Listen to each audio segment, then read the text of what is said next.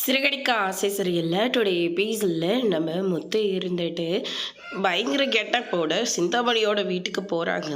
அங்கே வந்து பார்த்தீங்கன்னா, யார் நீங்களாம் அப்படின்னு சொல்லிட்டு கேட்கவும், நாங்கள் இன்கம் டேக்ஸ்லேருந்து வந்திருக்கோம், வீட்டை பரிசோதனை பண்ண போகிறோம், வீட்டில் ஏதாவது இல்லீகலாக பொருள் இருந்துச்சுன்னா கண்டிப்பாக நாங்கள் அது எல்லாத்தையும் எடுத்துகிட்டு போயிடுவோம், எதுவாக இருந்தாலும் கோர்ட்டில் தான் பார்த்துக்கணும் அப்படின்ற மாதிரி சொல்கிறாங்க.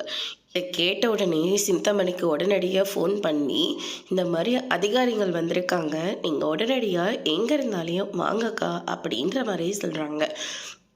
சிந்தாமணி இருந்துட்டு ஏற்கனவே அப்படி ஒரு தடவை சொல்லி தான் அந்த முத்து இருந்துட்டு அந்த மீனைக்கிட்ட நாம் கஷ்டப்பட்டு எடுத்துக்கிட்ட அந்த ஃபோன் அந்த பணத்தை வந்து எடுத்துகிட்டு போயிட்டான். இப்போ அவங்க வீட்டோட டாக்குமெண்ட் வேறு நம்ம வீட்டில் இருக்குது, வேறு மறுபடியும் அவன் பிளான் போட்டு நம்ம வீட்டுக்குள்ளே வந்துட்டானோ அப்படின்னு சொல்லிட்டு சிந்தாமணி ரொம்பவே பயந்து போகிறாங்க. ஆனால் அவன் வீட்டோட டாக்குமெண்ட் நம்ம கிட்ட தான் இருக்குன்னு சொல்லி அவனுக்கு எப்படி தெரியும்? அவனுக்கு தெரியாது இல்லை அப்படின்னா உண்மையாகவே அதிகாரிங்க தான் வந்திருக்காங்களா அப்படின்னு சொல்லிட்டு சிந்தாமணி ரொம்பவே பயந்து அங்கேருந்து போகிறாங்க.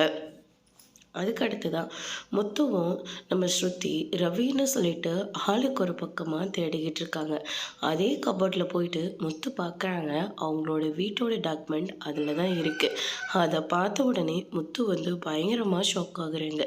இதை நம்ம பேங்க்கில் தானே வச்சோம், இங்கே எப்படி வந்ததுன்னு சொல்லிட்டு பயங்கரமாக ஷாக் ஆகுறாங்க. அதோட பிரேம முடிச்சிருக்காங்க.